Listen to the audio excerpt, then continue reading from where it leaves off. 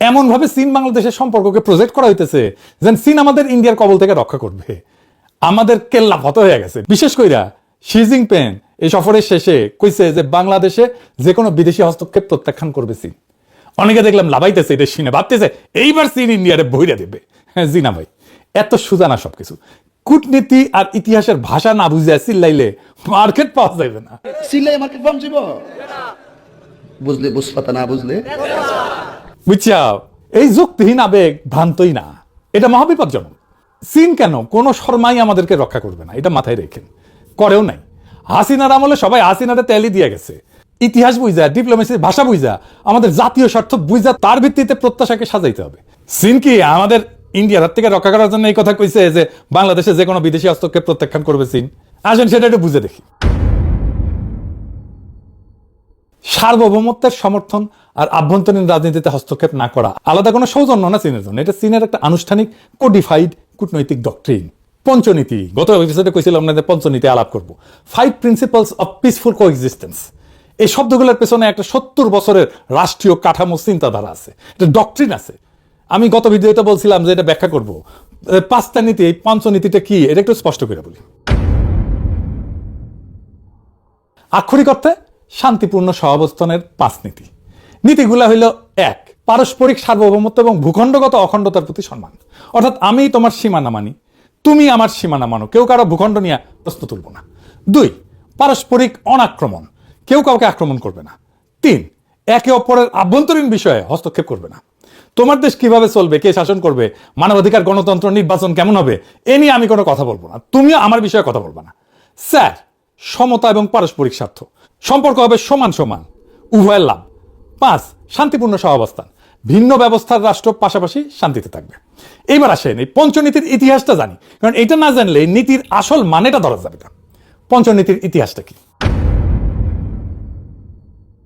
এই 5 নীতি চীন প্রথম আনুষ্ঠানিকভাবে ঘোষণা করে 1954 সালে 29 এপ্রিল ইন্ডিয়ার সঙ্গে তিব্বত নিয়ে একটা চুক্তির প্রস্তাবনায়। চুক্তির নাম ছিল agreement on trade and intercourse between Tibet reason and India. তারপরে সেই বছর জুনে চৌ এন লাই ইন্ডিয়া এবং বার্মা সফর করে নেহেরুর সাথে যৌথ বিবৃতিতে এটাকে শুধু দ্বিপাক্ষিক না, গোটা এশিয়ার সম্পর্কের কাঠামো হিসেবে ঘোষণা করেন। এই অন্যের রাষ্ট্রে হস্তক্ষেপ না করার সুন্দর নীতির আড়ালে আসল লেনদেন কি ছিল তাইলে? তিব্বত। চুক্তির মূল বিষয় ছিল ভারতকে দিয়ে তিব্বতের উপরে চীনের সার্বভৌমত্ব মানায় নেওয়া। অর্থাৎ তোমার আভ্যন্তরীণ বিষয় আমি নাক গলাবো না। এই কথার মানে দাঁড়াইলো তিব্বত আমার আভ্যন্তরীণ বিষয়, তুমিও সেখানে নাক গলায় না। পঞ্চনীতি জন্ম থেকেই ছিল চীনের সার্বভৌমত্ব দাবিকে বৈধতা দেওয়ার হাতিয়ার। ইন্ডিয়ার সাথে এই চুক্তির পরে ইন্ডিয়ানরা স্লোগান দেয় হিন্দি চিনি ভাই ভাই। স্লোগান যাদের সঙ্গে, সেই ইন্ডিয়ার সঙ্গে মাত্র 8 বছর পরে 1962 সালে চীন যুদ্ধ জড়ায় যায়। চুক্তির মেয়াদ ছিল 8 বছর, 62তে সেটা নবায়ন হয়নি, আর সেই বছরই ইন্ডিয়ার সাথে যুদ্ধ শুরু হয়ে যায় চীনের। অর্থাৎ যে নীতি শান্তিপূর্ণ সহাবস্থানের নামে লেখা, তার আদি অংশীদারের সঙ্গেই চীন সহাবস্থান করতে পারেনি। এটাই প্রমাণ পঞ্চনীতি সম্পর্কের কোনো গ্যারান্টি না। বোঝা গেছে এই নীতি চীনের জন্য আসলে কি কাজ করে? বাইরে থেকে এটা শোনায় উদার, সম্মানজনক, ছোট রাষ্ট্রের পক্ষে, কিন্তু ভেতরে একটা কৌশলগত যুক্তি আছে।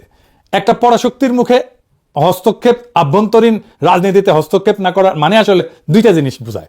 একদিকে এটা চীনকে রক্ষা কবচ দেয়। চীন যখন বলে আভ্যন্তরীণ বিষয় কেউ নাক গলাবে না, তখন সে আসলে নিজের জিনজিয়াং, তিব্বত, হংকং, তাইওয়ান নিয়ে পশ্চিমা সমালোচনার দরজা বন্ধ করে দেয়। অন্য রাষ্ট্রে হস্তক্ষেপ এখানে চীনের নিজের জন্য একটা ঢাল, অন্যদিকে ছোট রাষ্ট্রের জন্য এটা প্রলোভন। হাসিনার সাথে চীন এভাবে ডিল করছে। পশ্চিম যখন বাংলাদেশে হাসিনাকে মানবাধিকার, নির্বাচন, সুশাসন নিয়ে শর্ত দিছিল, চাপ দিছে, তখন চীন বলে তোমার ঘরের ব্যাপার তোমার, আমি টাকা দিব, প্রশ্ন করবো না। এটা চাপের মুখে থাকে সরকারের কাছে, এর চেয়ে ভীষণ স্বস্তিদায়ক জিনিস আর কি হইতে পারে? কিন্তু এই স্বস্তির দাম আছে। বিনিময়ে আপনাকে চীনের সার্বভৌমত্বের সংজ্ঞা মানতে হবে। তাইওয়ান চীনের, তিব্বত চীনের, জিনজিয়াং নিয়ে প্রশ্ন করা যাবে না। এই স্ক্রিপ্ট সবাইকে শুনাইছে চীন। 1954-তে নেহেরুকে শুনাইছে, 1960-এর দশকে পাকিস্তানকে শুনাইছে, 2001-2002 সালে খালেদা জিয়াকে শুনাইছে, 2024-এ হাসিনাকে শুনাইছে, 2025-এ প্রফেসর ইউনূসকে শুনাইছে, আর 2026-এ তারেক রহমানকে শুনাইছে। সরকার বদলায়, দল বদলায়, আদর্শ বদলায়, চীনের বাক্যটা কিন্তু বদলায় না। বাংলাদেশ যখন ভাবছে চীন তাকে বিশেষ সম্মান দিতেছে, আসলে সে একটা স্ট্যান্ডার্ড কূটনৈতিক ডক্ট্রিনের সর্বশেষ শ্রোতা মাত্র। সার্বভৌমত্বের সমর্থন কোনো ব্যক্তিগত প্রতিশ্রুতি না, এটা পঞ্চনীতি নামের একটা 70 বছরের ফর্মুলা, যা চীন প্রত্যেকটা ছোট প্রতিবেশীকে শুনাইছে, ভবিষ্যতেও শোনায় যাবে। আর যে কথা সবাইকে বলা হয় সেটা প্রতিশ্রুতি না, এটা নীতি। নীতি সুবিধা মতো প্রয়োগ করা হয়। 1962-তে ইন্ডিয়ার সাথে, 1779-তে ভিয়েতনামের সঙ্গে চীন নিজেই এটা ভাঙছে। এই জিনিসটা মাথায় রাখেন। পাকিস্তানের সাথে চীনের দারুণ সম্পর্ক। 1971-এ পাকিস্তানের উপরে আক্রমণ করলো ইন্ডিয়া, পাকিস্তানকে ব্যাঙ্গার 2 টুকরা করে দিল। চীন আগাইলো কিছু করছে? করে নাই। আমেরিকা করছে? কিছু করে নাই। কূটনৈতিক সমর্থন দিছে, সামরিক সাহায্য দিছে, কিন্তু প্রত্যক্ষভাবে এই কনফ্লিক্টে যুক্ত হয় না। পাকিস্তানিরা কিন্তু মনে করছিল চাইনিজদের সেনা পাঠাবে। টাঙ্গাইলে যখন ইন্ডিয়ান প্যারাট্রুপাররা নামতেছিল, তখন পাকিস্তানিরা মনে করছিল চাইনিজ সোলজার এসেছে লবডঙ্কা। সেই সময় পাকিস্তান কিসিঞ্জারের সাহায্যে আমেরিকার ওয়াল স্ট্রিটের সাথে চায়নার সম্পর্ক তৈরি করতেছিল। আমেরিকান বিনিয়োগ চায়নায় আসবে, তারপরে তো চায়নার উন্নতি, এরপরে চায়না আমেরিকান ওয়াল স্ট্রিটের বিনিয়োগে ভাইসা যায় একেবারে। মানে পাকিস্তান ছিল খুবই ক্রুশিয়াল মিত্র সেই সময়, আমেরিকা চীন দুইজনেরই। সেই পাকিস্তানকেই বাঁচায় নাই কেউ। এমনভাবে বাঙ্গুরা চায়নারে প্রজেক্ট করতেছে যেন চায়না আমাদের স্বাধীনতা সার্বভৌমত্বের রক্ষা কবচ। হুশে আসেন ভাইজান, দুনিয়ার কোনো দেশ আপনাকে বাঁচাইবে না যদি না নিজে আপনার বাঁচার ক্ষমতা থাকে। 1971 পাকিস্তানের হাত থেকে ইন্ডিয়া বাঁচানোর কাফারা দিতেছি না এতদিন। দোহাই লাগে, কখনো কাউরে এইভাবে ডাইকেন না নিজের সার্বভৌমত্ব স্বাধীনতা রক্ষায়। আপনার স্বাধীনতা সার্বভৌমত্ব রক্ষায় আরেকজন রাষ্ট্রকে যদি লাগে, তার মানে আপনি স্বাধীনও না, সার্বভৌমও না। এই চিন্তা আমাদের মাথা থেকে বাদ দিতে হবে। আমার এই কথা অনেকের শুনতে খারাপ লাগবে, তিতা লাগবে। আমরা আমাদের নিজেদের সামরিক শক্তি দিয়ে নিজেদের স্বাধীনতা সার্বভৌমত্ব রক্ষা করতে যদি না পারি, কেউ এসে এটা রক্ষা করে দেবে না। এটা মাথায় রেখেন, ইরান থেকে শিক্ষা নেন। এবার আসেন, বুঝে নেই চায়না কি আসলেই সামরিকভাবে সরাসরি সেনা পাঠায় অন্য দেশে সাহায্য করে নাকি করে না? করছে। চীন কোরিয়া যুদ্ধে সেনা পাঠাইছিল, কিন্তু পাকিস্তানে পাঠায় নাই। কেন? এই তফাৎটা বুঝতে হবে। এই তফাৎটা বুঝলে আপনি চায়নারে বুঝবেন, সে কেন কি কাজ করে সেটা বুঝবেন, এই মজা পাইবেন। কলে চীন তখনই সরাসরি যুদ্ধ নামে যখন সেই যুদ্ধে সরাসরি নিজের নিরাপত্তা স্বার্থ জড়িত। কোরিয়ায় চীন কেন নামছিল? আদর্শিক ভ্রাতৃত্বের জন্য না। মাও স্পষ্ট বলছিল, যদি আমরা যুক্তরাষ্ট্রকে পুরা কোরিয়া দখল করতে দিই, আমাদের প্রস্তুত থাকতে হবে যে যুক্তরাষ্ট্র চীনের বিরুদ্ধে যুদ্ধ ঘোষণা করবে। অর্থাৎ মার্কিন সৈন্য চীনের সীমান্ত ইয়ালু নদীতে পৌঁছে যাচ্ছিল। এটা ছিল চীনের নিজের দরজায় হুমকি। মাঞ্চুরিয়া শিল্প কেন্দ্র বিপন্ন হয়ে যাইতেছিল। চীন নিজেকে বাঁচাইতে গেছিল, উত্তর কোরিয়াকে বাঁচাইতে যায় নাই। উত্তর কোরিয়া বাঁচাটা ছিল বাই প্রোডাক্ট বা উপজাত। এই যুদ্ধে মাও সেতুংয়ের পোলা কিন্তু মারা গেছিল বিমান আক্রমণে, বোমা খেয়ে। চীন অন্য দেশে রক্ত দেয়, কিন্তু নিজের সীমান্ত, নিজের নিরাপত্তা, নিজের কৌশলগত গভীরতার জন্য দেয়। চীন দূরবর্তী মিত্রের জন্য রক্ত দেয় না, সেনা পাঠায় না। যেখানে নিজের সরাসরি স্বার্থ নাই, সেখানে সে লিপ সার্ভিস দেয়, বিবৃতি দিবে, হয়তো অস্ত্র সাহায্য দেবে, কিন্তু সরাসরি সংঘাতে জড়াবে না। কোরিয়া চীনের গায়ে লাগানো, তাই 10 লক্ষ সৈন্য পাঠাইছিল কোরিয়া যুদ্ধে। ভিয়েতনাম সীমান্তবর্তী, কিন্তু এক ধাপ দূরে, তাই সতর্ক সমর্থন জানাইছিল। আর পাকিস্তান 1971 চীনের সীমান্ত থেকে অনেক অনেক দূরে, পূর্ব পাকিস্তানের যুদ্ধে চীনের নিজের ভূখণ্ডগত নিরাপত্তা জড়িত ছিল না, তাই অস্ত্র দিছে, বিবৃতি দিছে, কূটনৈতিক সাহায্য করছে, সমর্থন দিছে, কিন্তু সৈন্য না। ভিয়েতনামে কিন্তু চায়নার সেনা গেছিল, কি করছে এটা একটু বুঝতে হবে। আসেন বুঝে নিই। 1965 ভিয়েতনামে যখন আমেরিকা বোমা বর্ষণ শুরু করে, চীন বিপুল সাহায্য পাঠায়। এই পাঠানোর পিছনেও কারণ আছে, সেটা পরে দেখতেছি। 1965 থেকে চীন উত্তর ভিয়েতনামে বিমান বিধ্বংসী ইউনিট, ইঞ্জিনিয়ারিং ব্যাটালিয়ন পাঠাইছিল। আমেরিকান বোমার ক্ষতি মেরামত, বিমান বিধ্বংসী কামান চালানো, রাস্তা রেল পুনর্নির্মাণ এবং রসদ পরিবহনের জন্য মোট 3,20,000 সৈন্য পাঠাইছিল এবং বছরে $18 কোটি অস্ত্র পাঠাইছিল। সরাসরি যুদ্ধ নামছে, মূল্যও দিছে। 1960-এর দশকের শেষে আনুমানিক 1100 চীনা সৈন্য উত্তর ভিয়েতনামে মার্কিন বিমান হামলায় নিহত হয়েছিল। কিন্তু চীন একটা কঠোর সীমারেখা টানছিল। চীন সহায়ক সৈন্য পাঠাইছিল, কিন্তু কঠোরভাবে নির্দেশ দিয়েছিল যেন তাদের কেউ ডিমিলিটারাইজ জোনের কাছে না যায়, যেখানে মার্কিন সৈন্যের সাথে সরাসরি সংঘর্ষ হইতে পারে। অর্থাৎ চীন উত্তর থেকে অবকাঠামো সামলাইছে, কিন্তু দক্ষিণে সরাসরি স্থলযুদ্ধে নামেনি। কেন নামেনি? কারণ চীন কোরিয়ার পুনরাবৃত্তি চায়নি, আমেরিকার সঙ্গে সরাসরি যুদ্ধ এড়াইতে চাইছে। আর সবচেয়ে গুরুত্বপূর্ণ বিষয়টা হইতেছে, চীনের শর্তটা ছিল সম্পূর্ণ নিজের নিরাপত্তা কেন্দ্রিক। যদি আমেরিকা উত্তর ভিয়েতনামের নিচের দিকে আক্রমণ করতো, চীন শুধু অস্ত্র বাড়াতো। কিন্তু যদি আমেরিকা উত্তর ভিয়েতনামের উপরের দিকে অঞ্চলে ঢুকতো বা দক্ষিণ চীনে বোমা ফেলতো, তবে মাও সরাসরি যুদ্ধ ইউনিট পাঠাইতে প্রস্তুত ছিল। খেয়াল করেন এই সীমারেখাটা, চীনের সীমান্তের কাছে এলে রক্ত, দূরে থাকলে শুধুই অস্ত্র। এটাই হুবহু কোরিয়ার যুক্তি এবং হুবহু পাকিস্তানের বিপরীত। আর ভিয়েতনামের সাহায্যের পিছনে অন্য জিনিস ছিল, প্রতিদ্বন্দ্বিতা, ভ্রাতৃত্ব না। 1965 সালে চীন ভিয়েতনামের সাহায্য হাত বাড়ায় সোভিয়েত ইউনিয়নের সঙ্গে প্রতিযোগিতার অংশ হিসেবে। অর্থাৎ চীনের এই ভাইয়ের মতো সাহায্য আসলে ছিল সোভিয়েতকে টেক্কা দেওয়ার কৌশল, হ্যানয়কে নিজের পক্ষে রাখার লড়াই। আবার মজার ব্যাপার কি জানেন? যে মিত্রকে চীন রক্ত দিয়ে বাঁচাইলো, 1 দশক পরে তাকেই আক্রমণ করলো। 1779 সালে চীন উত্তর ভিয়েতনামে আকস্মিক আক্রমণ চালায়, সীমান্তের কাছে কয়েকটা শহর দখল করে নেয় এবং এটাকে শাস্তিমূলক অভিযান বলে। কারণ কি?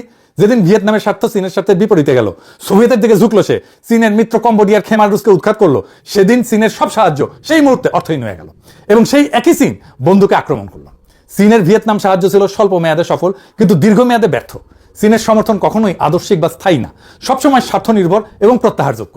এটা মাথায় রাখতে হবে সবসময়। শুধু চীন না, সব রাষ্ট্রের ক্ষেত্রে এটা সত্য। রাষ্ট্র মানেই স্বার্থ, এই স্বার্থের বাইরে সে কখনোই যাবে না।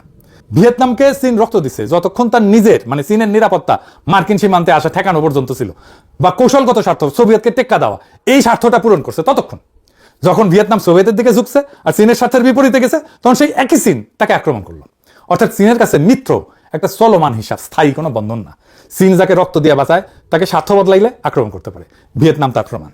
আর বাংলাদেশকে বাঁচাইতে চীন রক্ত দেবে না, সেনাও পাঠাইবে না, আমরা তার সীমান্তবর্তী না। শুধু অর্থনৈতিক স্বার্থ আছে, তার জন্য চীনের সার্বভৌমত্বের সমর্থন সত্যিকার অর্থে কিছুই মিন করে না। চীনের বন্ধুত্ব একটা শর্ত সাপেক্ষ চুক্তি, যতক্ষণ আপনি চীনের সাথে কাজে লাগতেছেন ততক্ষণে বন্ধু, যেদিন লাগবেন না সেদিন হয় উপেক্ষা, পাকিস্তানের মতো 1971, নয় আক্রমণ ভিয়েতনামের মতো 1979-তে।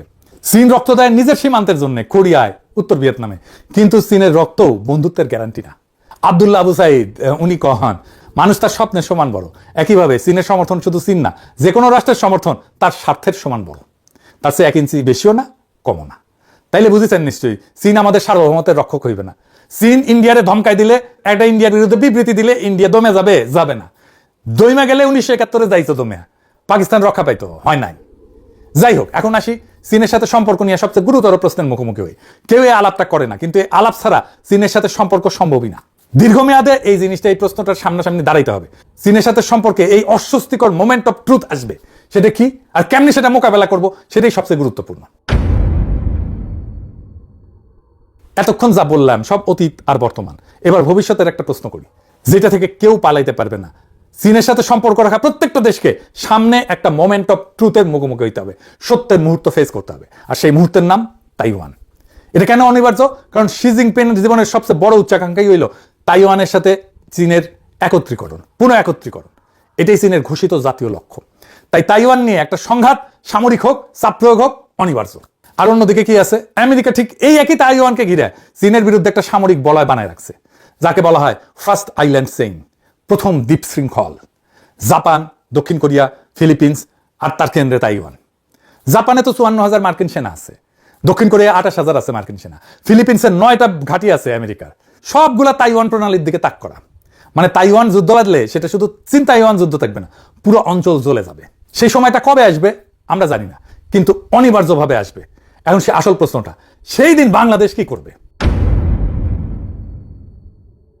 আমরা এখন একদিকে চীনের সাথে জড়াইতেছি শেয়ার্ড ফিউচার, অর্থনৈতিক অঞ্চল, সম্ভাব্য অস্ত্র চুক্তি। আবার অন্যদিকে আমেরিকার সাথেও জড়াইতেছি, পোশাক রপ্তানি সবচেয়ে বড় বাজার, IMF আছে, নিরাপত্তা সংলাপ আছে, ট্যারিফের নেগোসিয়েশন আছে, বোয়িং কেনা আছে। 2 নৌকায় কিন্তু আমাদের পা। তাইওয়ানের সংঘাত বাদলে এই 2 নৌকা 2 দিকে টান দিবে। বাংলাদেশকে একটা পজিশন নিতে হবে, হয় চীনের পক্ষে নয় আমেরিকার পক্ষে। মাঝখানে দাঁড়ানোর জায়গা থাকবে না। ধরে নিলাম আমেরিকাকে খুশি করতে বাংলাদেশ একটা মাঝামাঝি পথ নিল, বললো যুদ্ধ খারাপ, এসব আলোচনার মাধ্যমে সমাধান হওয়া উচিত।